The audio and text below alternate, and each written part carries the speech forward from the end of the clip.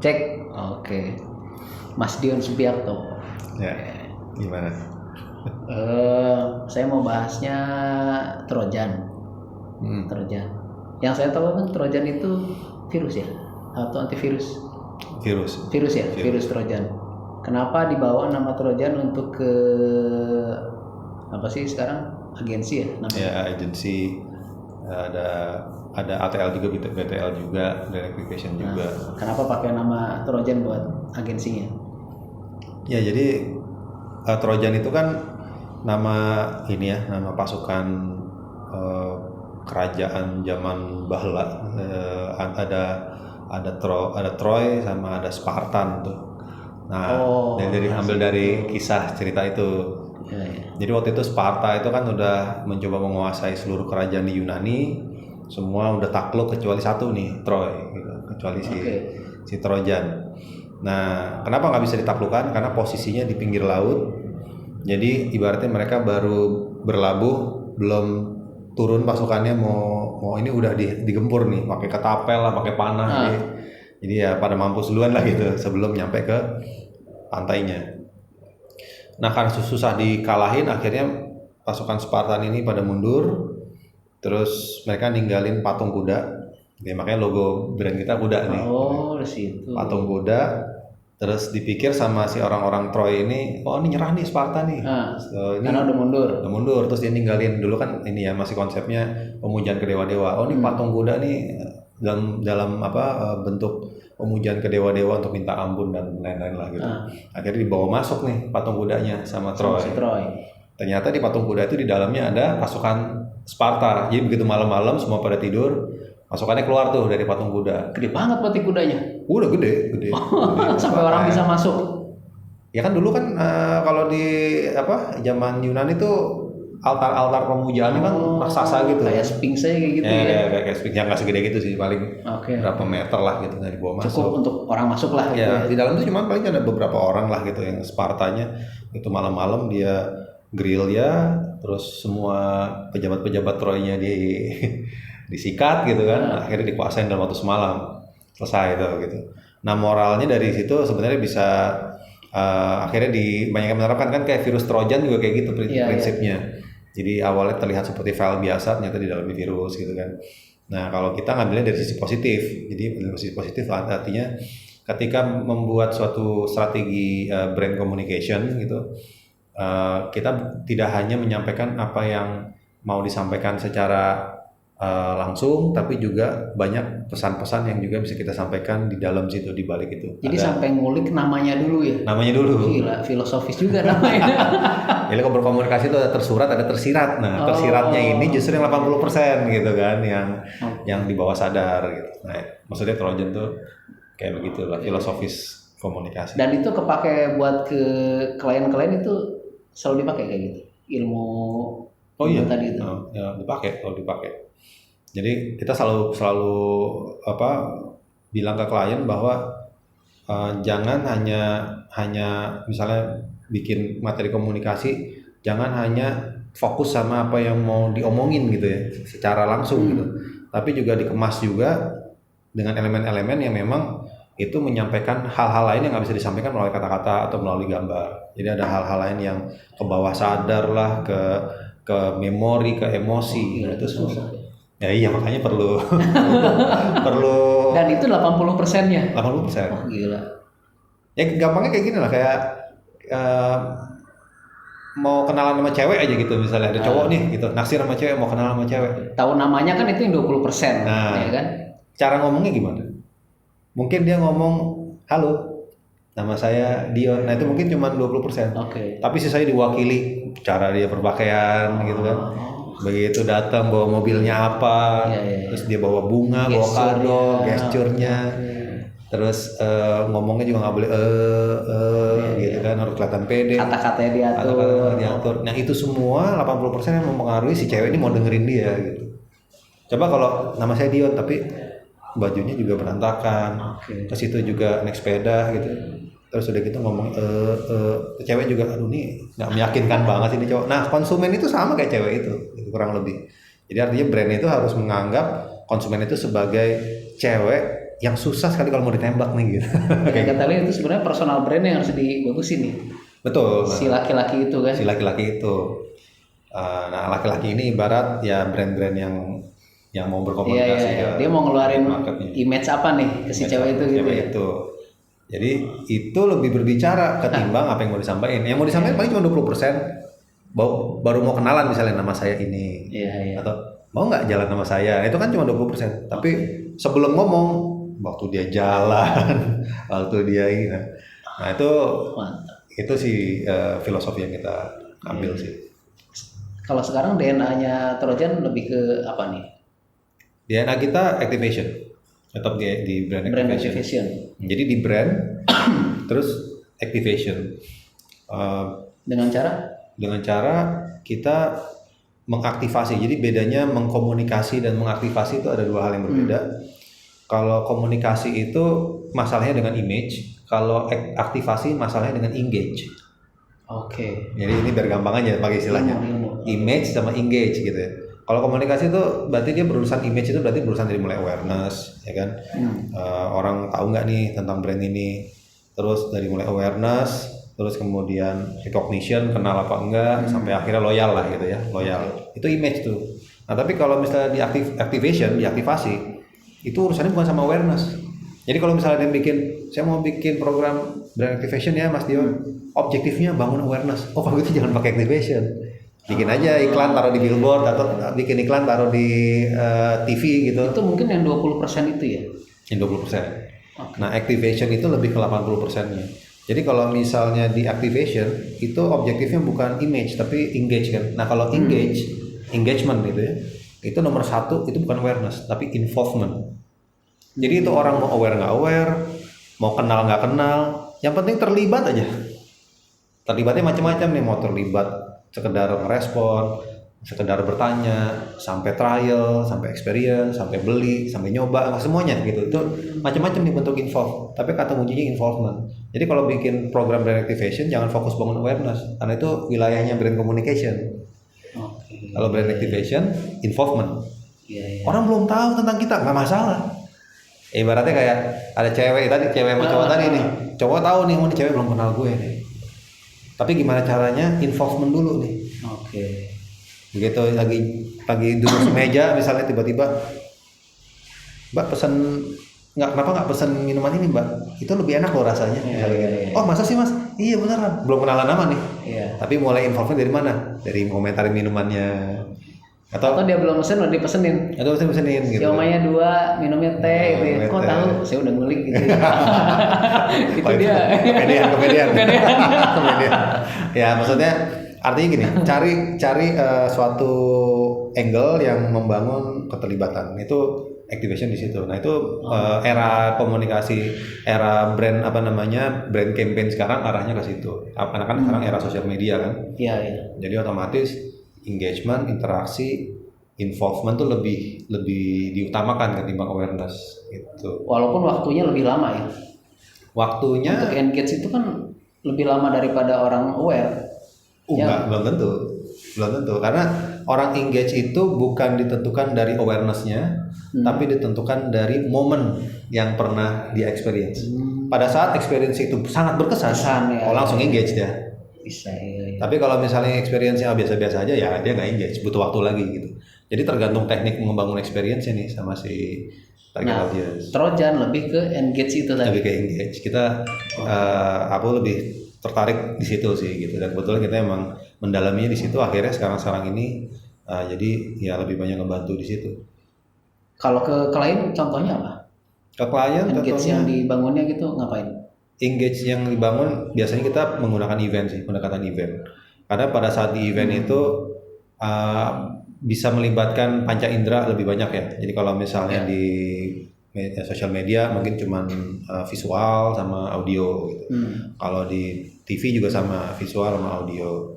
Bedanya kalau di sosial media mungkin bisa komentarin, bisa ini ya. Ada lumayan engagement lah. Tapi engagement yang paling dalam itu sebenarnya ketika offline, karena ketika offline ketemu ya visual, terus udah gitu audio, terus kemudian bisa nyium, bisa ngerasain, bisa megang. Kalau makanan bisa dicobain gitu kan. Jadi semua terlibat. Ya bedanya kayak gini lah, kayak kita nonton film-filmnya sama nih. Misalnya film apa nih, Avengers gitu ya. Kan keren tuh filmnya Avengers. Tapi kita nonton di handphone nih. Sama nonton di IMAX gitu. Wah, bioskop yang 3D, kita pakai kacamata 3D. Kan beda dong kesannya. Itu masih sama-sama audiovisual loh. Hanya beda settingan gitu ya. Yang satu lewat channel yang elektronik, yang satu langsung datang ketemu langsung sama bioskopnya gitu. Itu aja udah beda gitu kan. Nah, ya bioskop itu activation. Jadi suasananya dibangun gitu kan. Berarti lebih melahirkan experience lah ya gitu ya. Melahirkan experience. Dan experience ini gimana caranya kita harus modifikasi sehingga langsung melahirkan involvement dan ujung-ujungnya engagement gitu. Intinya itu sih. Sejauh ini berhasil. Sejauh ini so far berhasil sih. Cuma memang belum tentu semua orang paham mengenai ini ya, karena banyak ini kan memang era sosial media ini masih transisi, artinya terutama untuk brand-brand besar gitu ya. Mereka dulunya terbiasa dengan pola pasang iklan di TV, media satu arah gitu. Tiba-tiba sekarang bukan hanya sekedar dua arah, tapi medianya udah multi arah nih gitu. Yang pasang iklan siapa, yang komentar siapa, yang tersinggung siapa, yang share siapa tuh udah orangnya beda-beda. Udah random ya. udah ngacak gitu. Nah jadi artinya memang tentunya perilakunya pasti beda banget gitu. Nah ini banyak brand yang masih proses transisi lah, proses migrasi, sehingga pada saat diajakin untuk yuk jangan fokus terjebak sama ngebangun awareness melulu gitu, yuk kita coba pola ini gitu, tuh masih banyak yang gagal. Karena mindsetnya masih direct kayak gitu ya, komunikasi ya. Komunikasi masih informatif, terus kita harus dikenal dulu, ya kan, awareness gitu. Kita harus dikenal dulu. Kalau customer nggak kenal kita, gimana mau engage? Nah itu ibaratnya kalau misalnya mau nyari jodoh harus ta'aruf dulu gitu ibaratnya. Padahal sekarang banyak yang cinlok gitu kan. Nggak kenal siapa, tahu-tahu kok kayaknya akrab kita gitu. Ya ibaratnya kayak gitulah gitu. Nah ini mengubah mindsetnya emang pelan-pelan sih. Ada beberapa klien yang sudah sudah sejalan gitu ya cara berpikirnya. Ada yang belum. Ya nggak apa-apa, ini proses ini aja. Proses kita menggodok konsep yang terbaik lah. Edukasinya lumayan ya berarti ya. Edukasinya lumayan. Dan dituntut ini nggak sih biasanya Trojan ini kan berarti ke brand aktivasi. Terus ke engagementnya dibandingkan tadi komunikasi ya, awareness. Sama klien tuh dituntut ke revenue nggak sih dari brand? Kan biasanya mereka ingin revenue berapa nih kira-kira, kalau ngelakuin ini kan mereka keluar pos tuh, kecuali mereka udah melek. Kalau misalnya dari sisi klien itu biasanya tergantung dari divisinya. Kalau divisinya lebih kepada brandcom, divisi brand komunikasi brand ya, itu biasanya nggak ke selling objektifnya. Tapi kalau divisinya misalnya divisi yang libatin sales gitu, atau divisi yang lebih selling, itu biasanya KPI-nya ada selling, ada revenue berarti ya. Nah kalau yang divisi yang lebih ke brandcom atau marketing communication, dia lebih ke objektif kayak tadi, ningkatin awareness lah, ningkatin interaksi kayak gitu-gitu. Nah tapi bisa juga kolaborasi. Jadi ada dua divisi berkolaborasi dalam satu program. Berarti kita harus ngejalanin dua objektif itu. Nah, tapi yang manapun sih kalau saya selalu ngejalanin dua-duanya. Jadi misalnya kita ngebangun awareness juga oke, tapi ngebangun involvement juga, ngebangun engagement juga. Tapi kalau bisa juga sampai ada implikasi salesnya juga. Walaupun nggak disuruh ya sama klien. Sejauh ini mereka nuntut itu rata-rata atau ikhlas aja nih, itu udah keluar gini tapi nggak balik ke revenue? Jadi mereka menuntutnya dalam artian kalau tidak mewajibkan, tapi bahwa ini kalau bisa meningkatkan sales ya gitu. Tapi kalau misalnya salesnya nggak tercapai, gue potong ya gitu, nggak gitu juga sih. karena kan mereka juga tahu bahwa untuk mencapai sebuah peningkatan sales ini itu banyak faktor gitu kan. Pertama dari sisi produknya sendiri, terus dari sisi komunikasi sebelumnya yang udah pernah dijalanin. Kalau misalnya gini, ini produknya ada isu nih gitu misalnya. Nah kan susah juga kita Mas John tolong bikinin brand activation-nya ya, produknya gimana ya, kemana ada masalah produknya. Ya gimana kita mau ningkatin sales kan, berarti masalahnya harus beresin dulu nih. Nah untuk beresin masalah kan mungkin butuh PR mungkin, terus mungkin butuh ada materi iklan dulu, atau ada klarifikasi dari manajemen brand tersebut misalnya gitu. Jadi macam-macam nih tekniknya gitu kan. Pernah kejadian kayak gitu?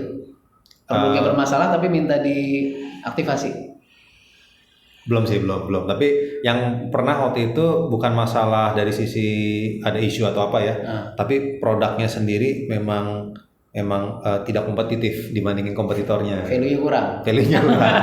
Nah terus kita disuruh ngejalanin dengan program yang memang mereka sudah tentukan settingannya.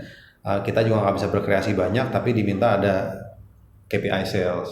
Nah kita waktu itu terus terang aja, Mas kalau misalnya mau ada KPI sales dengan kondisi sekarang ini ya nggak bisa program ini, programnya harus yang lain. Tapi kalau tetap mau program ini ya produknya harus sedikit diotak-atik gitu, nggak bisa cuman harus ditambahin lagi value yang gimmick yang ditawarin gitu. Itu PR juga kan bagi mereka. PR buat mereka. Gitu ya. Biasanya kan mereka malas kan. Iya biasanya udah ada, ya udah nih. PR kan soalnya kan, ya udah pikirin deh gitu, akhirnya jadi beban kita.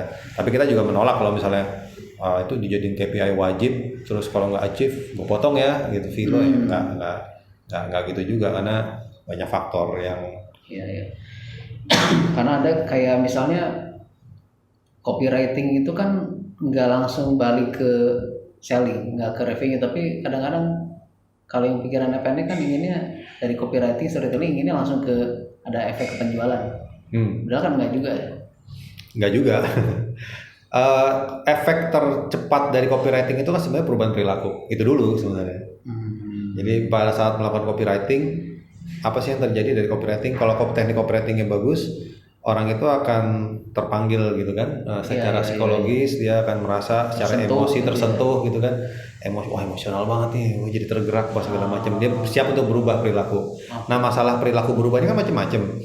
Ada orang yang tahu tapi nggak tertarik.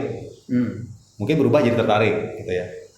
Ada yang udah tertarik tapi belum siap beli gitu ya. Mungkin dia siapnya nanti ya. Siapnya nanti belum sekarang gitu. Nah mungkin dia jadi siap untuk mempercepat proses pembelian gitu. Ada yang udah siap beli tapi masih lihat alternatif, mungkin jadi berubah jadi deh nggak usah kelamaan milih-milih langsung ini. Jadi tiap orang ini staging perubahan perilakunya beda-beda gitu. Nah tergantung kondisi awalnya banyakan yang mana nih, yang udah siap udah tertarik tapi belum siap beli, atau yang memang belum tahu sama sekali, atau udah tahu tapi belum tertarik kan. Beda-beda nih stage tiap. Atau disimpan dulu nanti dibuka lagi gitu. Nah kalau misalnya ternyata yang paling banyak ini orang yang udah tertarik, udah senang banget sama brand kita, cuman belum siap beli gitu misalnya, kesiapan belinya yang belum ada. Nah berarti copywritingnya diarahkan kepada menyentuh emosinya supaya terbangun kesiapan membeli. Nah ini kan tergantung situasinya seperti apa. Jadi kalau misalnya mau cepat gitu, ya lihat dulu kondisi sekarang seperti apa gitu. Kalau yang belum ada yang tahu, belum ada yang punya pengalaman, belum ada yang punya experience tentang kita, ya jangan langsung copywriting langsung tiba-tiba ada yang beli, nggak mungkin lah gitu. Paling nggak berubah perilakunya mau kita ubah jadi gimana nih. Gitu. Tapi yang jelas copywriting efeknya adalah memicu psikologisnya, emosinya supaya tersentuh, terpanggil, terus ada perubahan perilaku itu dulu.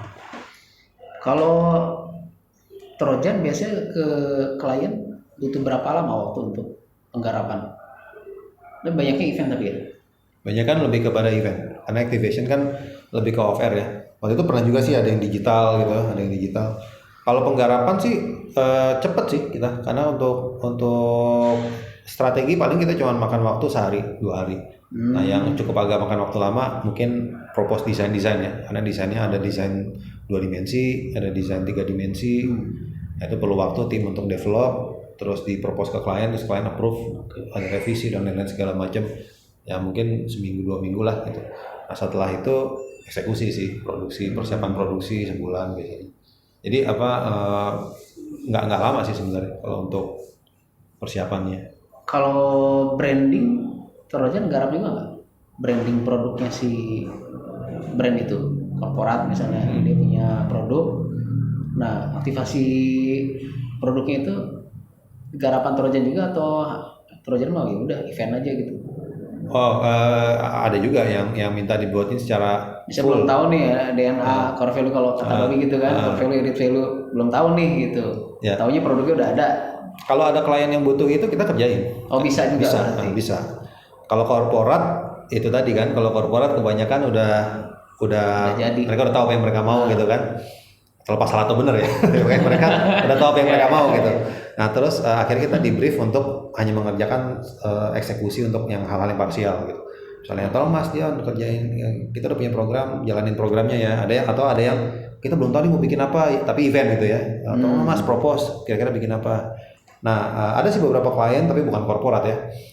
Itu yang benar-benar Mas kita punya produk, punya brand, tapi kira-kira kita nggak tahu nih strateginya ada kemana. Nah berarti kita buat dari strateginya dulu, terus turunannya sampai semuanya sesuai dengan frameworknya Babe sih. Itu kita bikinin, terus begitu mereka approve kita jalanin. Jadi kalau itu komprehensif ya, holistik jadinya.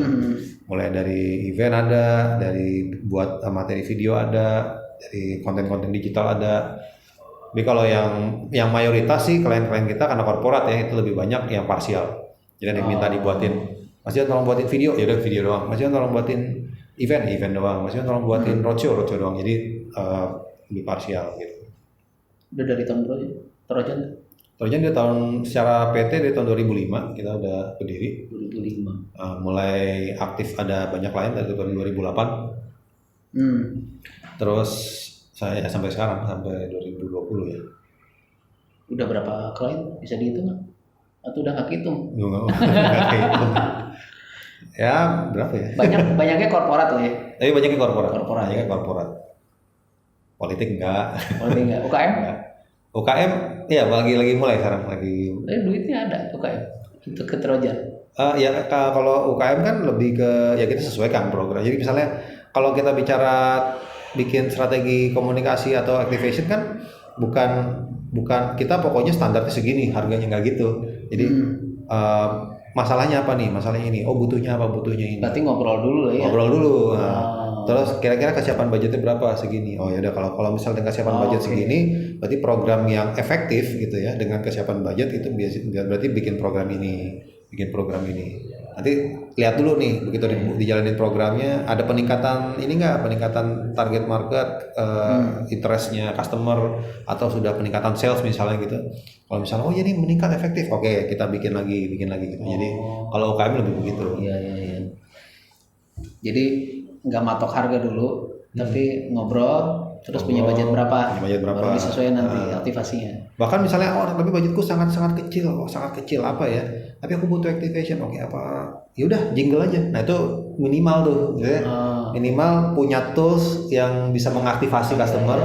Ya at least jingle gitu kan, at least video pendek misalnya gitu. Mungkin kita bikinin sekecil-kecilnya budget itu kita tetap propose sesuatu yang efektif lah gitu. Jadi bukan berarti kita budgetnya segini, nggak bisa kalau segitu, gitu. Masih bisa dinego lah ya. Masih bisa dinego, itu aja sih. Jingle bisa bikin juga di Trojan. Oh kan saya emang musisi. Biasa, sekira drummer doang. Jadi aku ini bikin jingle mulai dari tahun 94. Jadi mulai tahun 94 udah mulai bikin jingle. Mulai dari jingle yang zaman dulu nih bareng Babe ada jingle kampanye Pak SBY tahun 2004. SBJK ya? SBJK tahun 2004. Nah sebelum itu juga terlibat di jinglenya McDonald's. Yang mana lagi Reza, mana lagi selain di McD, Indomie jingle aslinya sih bukan aku yang bikin tapi aransemen ini kan ada banyak versi tuh.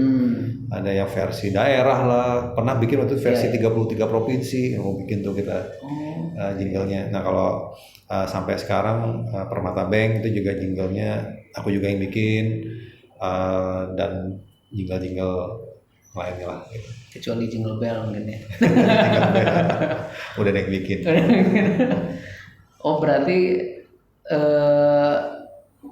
ya berarti nggak hanya event dong kalau gitu.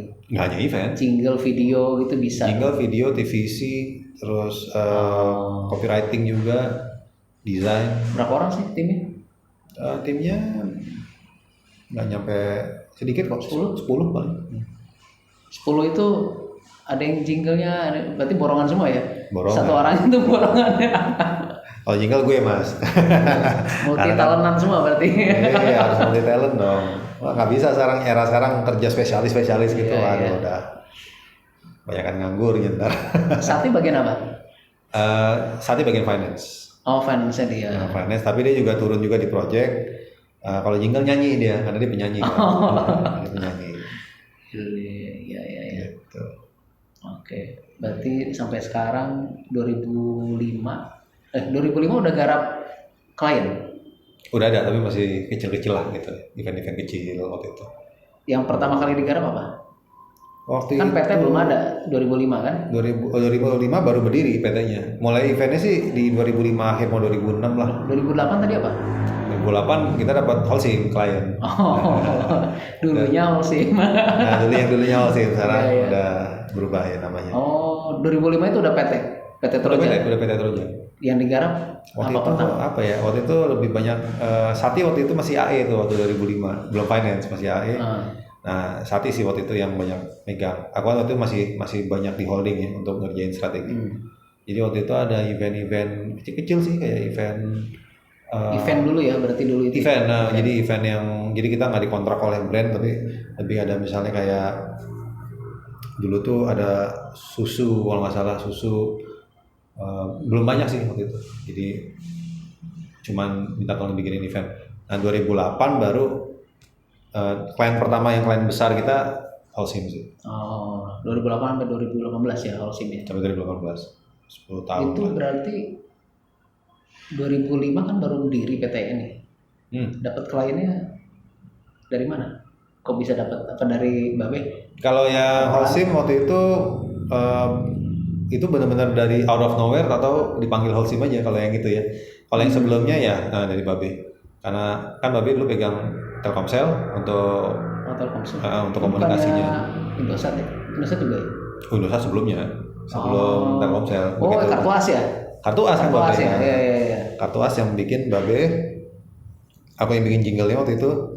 Nah terus 2005 tuh ya awal-awalnya banyak ngerjain event-event kecil kalau klien yang sendiri sama bantuin Babe ngerjain event-eventnya Kartu As gitu. 2005 tuh masih udah di sini? Bukannya sekolah ya? Oh saya? 2005 ya sambil sekolah, Bukan sekolah di luar? Enggak di sini. Oh di sini? S2 di UI. Bukan S2 luar? Enggak, bukan S2 luar. Luar Bandung lah ya? Luar Bandung. UI. Ya. Ya bisa sambil kerja lah.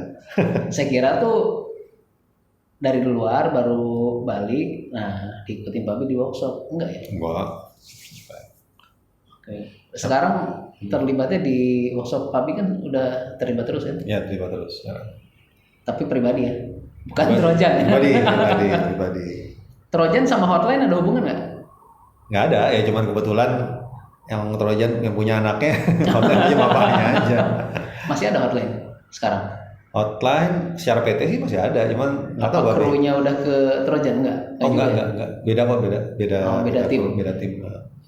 Sekarang kalau Hotline ya lebih bantuin ya krunya Babe kan, maksudnya sekarang kalau misalnya Babe lagi mood lagi pingin, lagi pingin iklan nih, bikin iklan, panggilin semua gitu. Gitu. Datang tuh. Masih ada ya berarti? Masih ada, masih siap.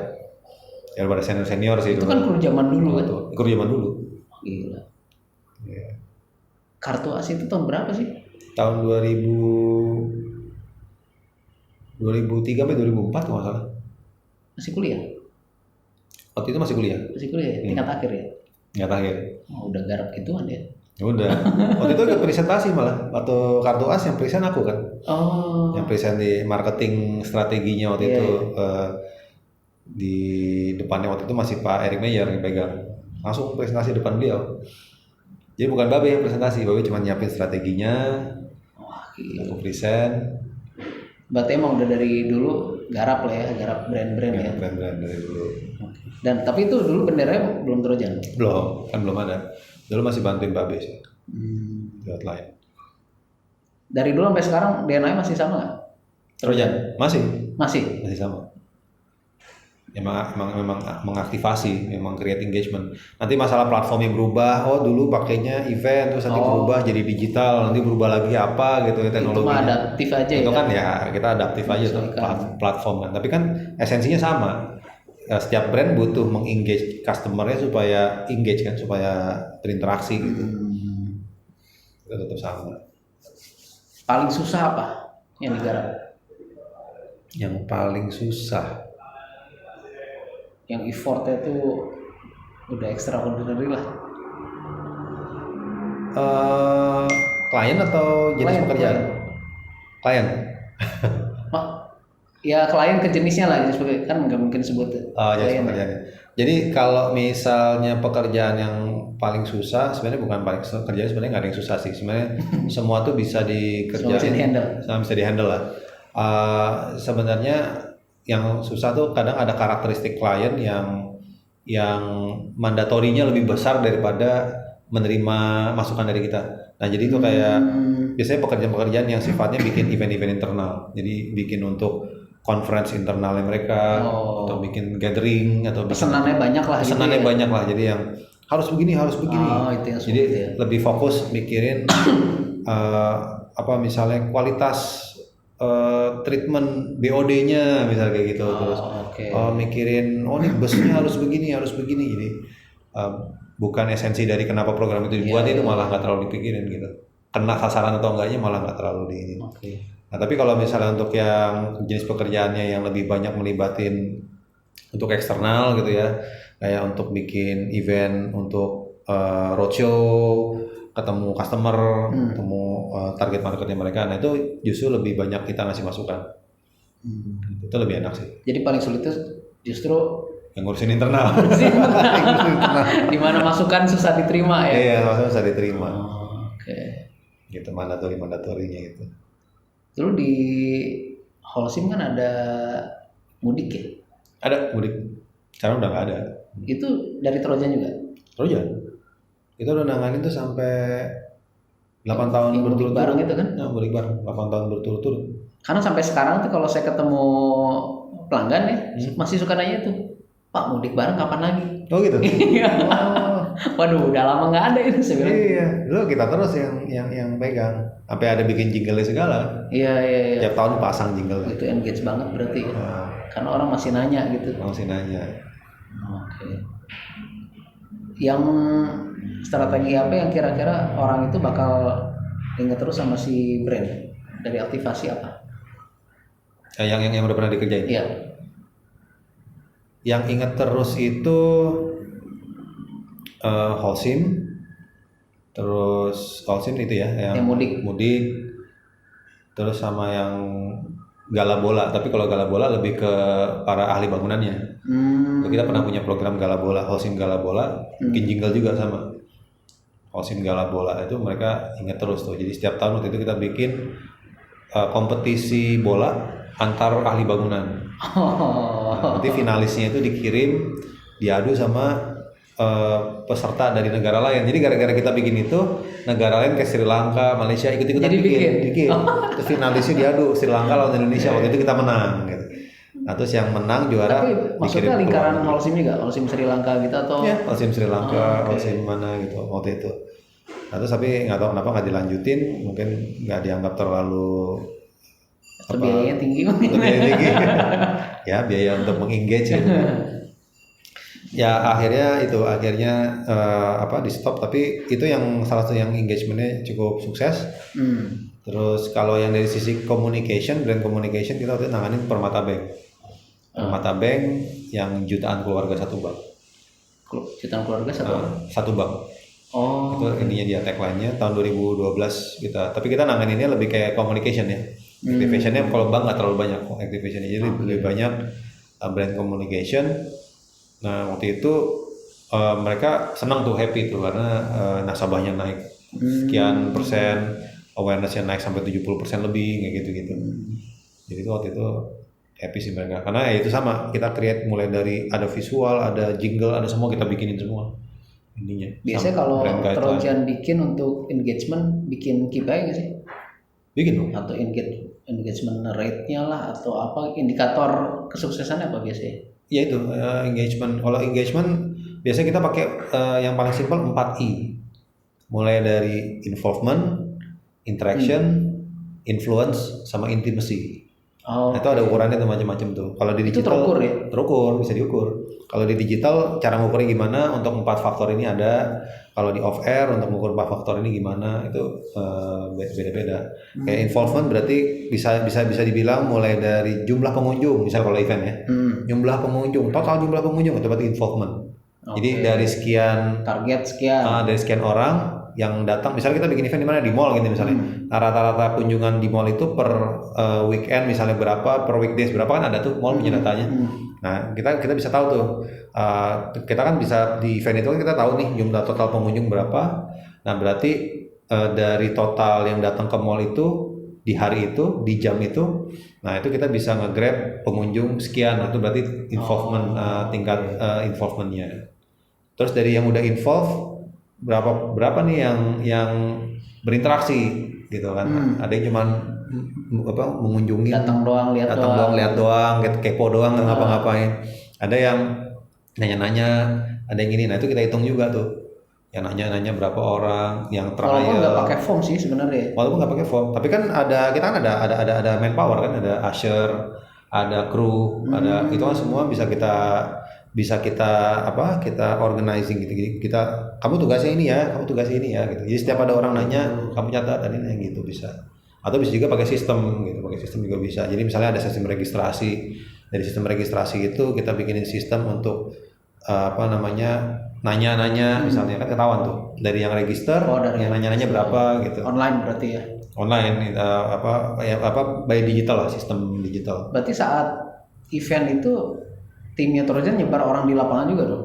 Iya. Untuk cari interaksi itu? Oh iya, untuk mengukur itu? Untuk mengukur. Untuk mengukur itu bisa kita ukur, bisa kita hitung.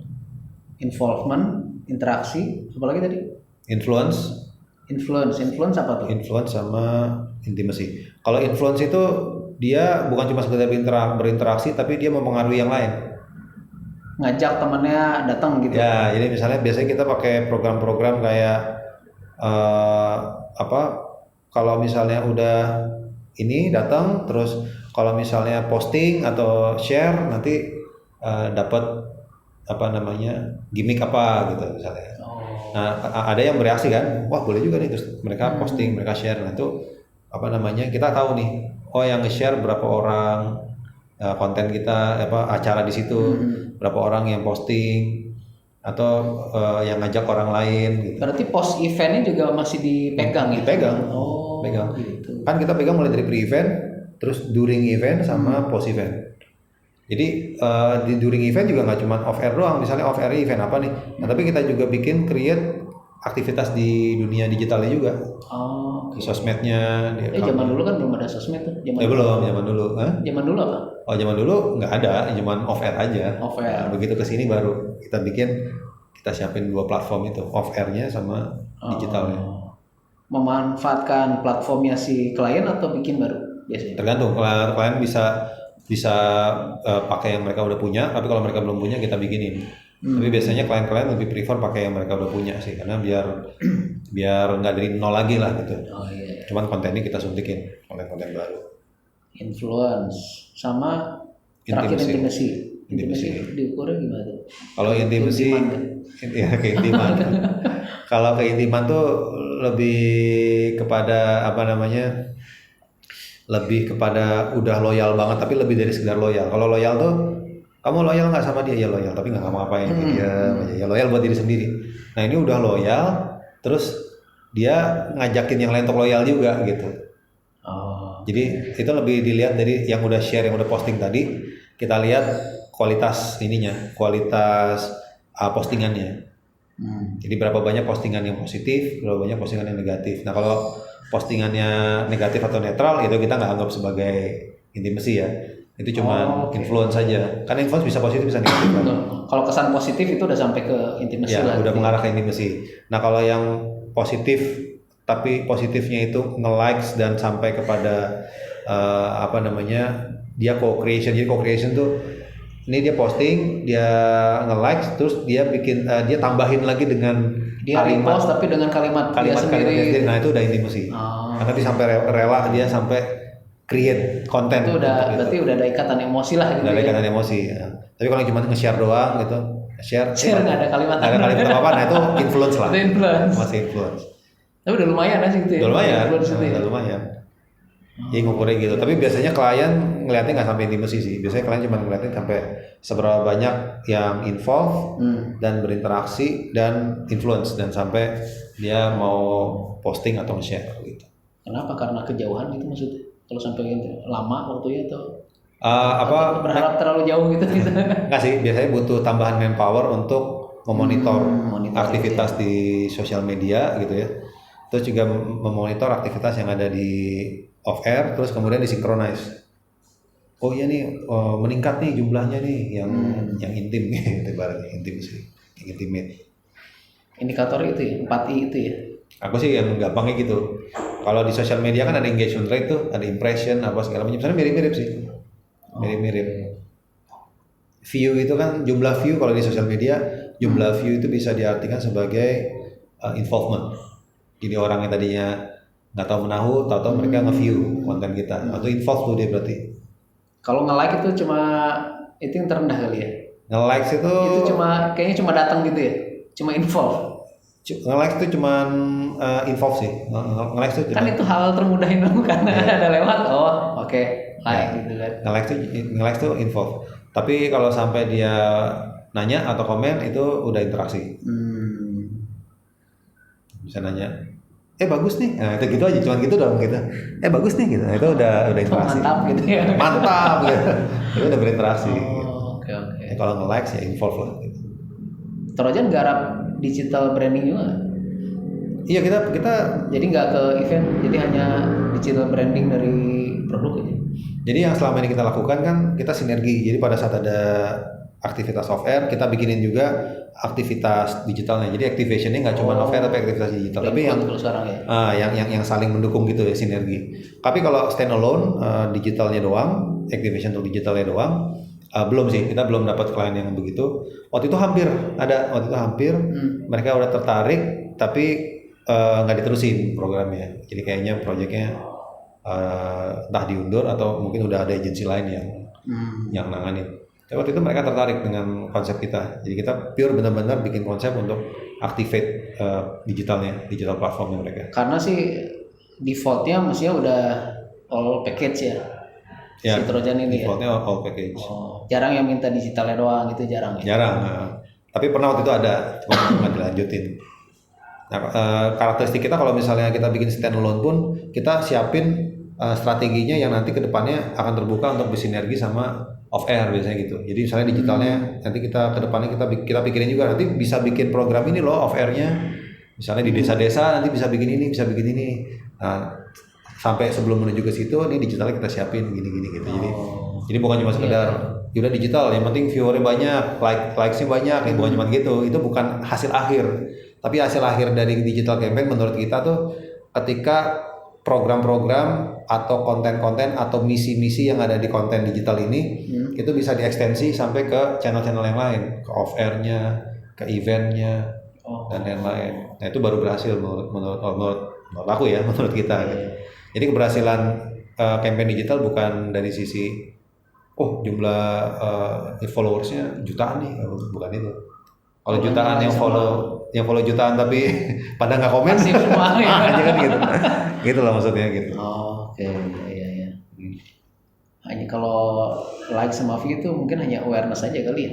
Ya, like sama view itu hanya awareness.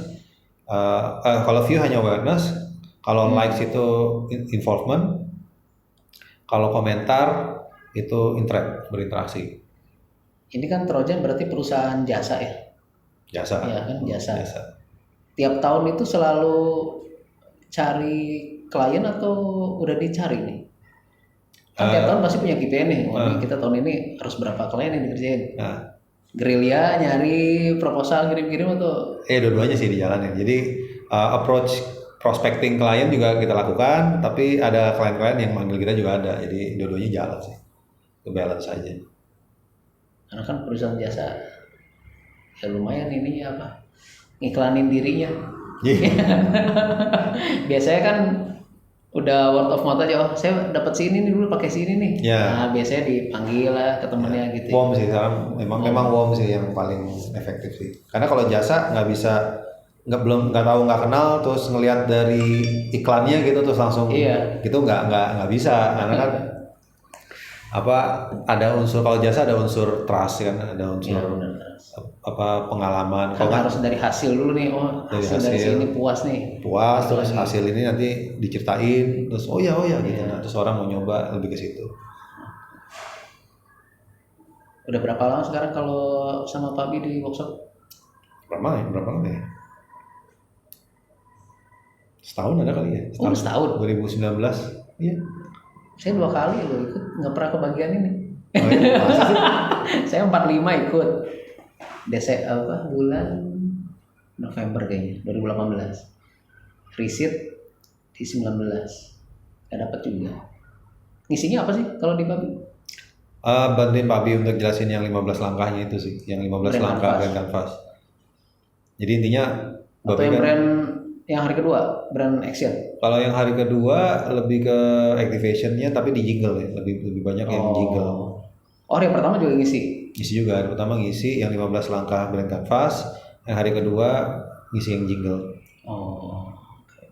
Ya karena Babe udah 70 kan, jadi kasihan kalau 2 hari nonstop. 70 itu udah riset terus. Refireman kalau sekarang. Dia bukan retirement. Refireman. Masih on fire. Iya, hebat ya. Biasa. Kita juga cita-citanya gitu juga dong ya. 70 masih aktif. On fire gitu. Karena yang saya baca atau pengalaman orang lain tuh makin tua tapi kalau otak nggak dipakai makin ini tumpul. Yeah. Jadi emang harus dipakai terus. Iya. Yeah. Oke. Ada yang mau disampaikan lagi? Apa ya? Mau jualan nggak di sini? Boleh juga, boleh. Silakan jualan. Ya jadi intinya kantor di mana kantor sekarang? Kantor ada di Jalan Melati, di Fatmawati, Jalan Melati nomor 30H. Cilandak ya? Cilandak. Jaksel, which is itu lokasi yang sama dengan. Ya udah pakai which is, kalau dia Jaksel tuh harus pakai which is. Harus.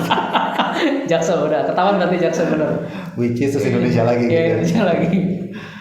Which is apa tadi? Which is ini lokasi yang sama dengan rumah UKM. Ya, kita beda lantai. Jadi bisa konsul ke Pak Bi, terus bisa langsung follow Trojan itu bisa. Konsul Pak Bi, aktivasinya sama Trojan. Itu udah paling ideal. Kalau soal harga negotiable gitu ya, aman. Terus ya inilah UKM jangan takut berarti ya? Jangan dong, UKM nggak boleh takut. Ya kesannya kan Trojan nih udah ngerjainnya korporat nih, berarti kan partai besar tuh, duitnya gede. UKM kan ya skalanya tahu sendiri. Ya. Duitnya juga terbatas kan. Jadi jangan mikir bahwa udah ngerjain korporat terus akhirnya terpatok di uang, ya bukan. Jadi tapi karena kita biasa nanganin kasus korporat yang kasusnya bermacam ragam gitu ya, kesulitannya bermacam ragam, case-nya tuh macam-macam gitu ya kalau di korporat. Nah itu yang justru kita jadiin bekal buat nanti nanganin kasus-kasusnya UKM. Gitu. Harusnya kan logikanya kasus UKM biasanya lebih simple, nggak sekompleks korporat ya. Jadi harusnya lebih berani dan lebih yakin untuk melakukan campaign gitu, brand campaign. Berarti UKM tinggal datang ke sini bisa? Ya, tinggal datang aja. Standby berarti ya? Standby. Ngantor di sini terus kan? Ngantor di sini terus. Lantai 3 ya? Lantai 3, Jalan Melati, nomor 30H. Oke. Berarti temui RS Fatmawati. Mas Dion bisa? Bisa. Mbak Sati? Oh bisa. Ke saya bisa, ke tim saya bisa, tergantung yang available saat itu. Kan bisa aja mungkin saya lagi meeting di luar atau lagi presentasi. Tapi available. Kalau Pak Bi di lantai 2. Lantai 2. Lantai kita sekarang ini. Ya, lantai kita sekarang ini. Oke. Nomor kontaknya mau disebut nggak? Boleh. Atau suruh datang ke sini aja? Suruh datang ke sini. Kan orang sekarang malas-malas. Malas-malas ya. Kan ngongkos, kalau datang sini ngongkos. Oh iya. Atau ada medsosnya? Ada Instagram ya? Apa tuh? Dion Subiakto sih. Dion Subiakto. Trojannya ada? Trojan juga ada. Trojan titik apa gitu? Brand activation. Lupa juga. Sebentar. Nah, ini sih ownernya. Trojan itu apa ya? Trojan brand activation. Jadi Trojan garis bawah atau underscore ya. Trojan underscore brand underscore activation. Oh, oke. Nah itu di DM aja. Jadi nge-DM Trojannya bisa, nge-DM Mas Dion bisa. Nge-DM saya juga bisa. Oke. Kalau saya Dion Subiakto. Nggak pakai titik ya? Nggak pakai, nyambung langsung. Dion Subiakto. Oke. Itu pasti langsung Di muncul. DM balas ya? Balas dong. Di DM balas. Kan orang itu kalau udah di langit udah lupa ke tanah. Padahal yang ke langit itu pesawat ya. Kita tetap di tanah. Jatuh kalau ada pesawat. Oke, kalau begitu ditunggu DM-nya. Ditunggu DM.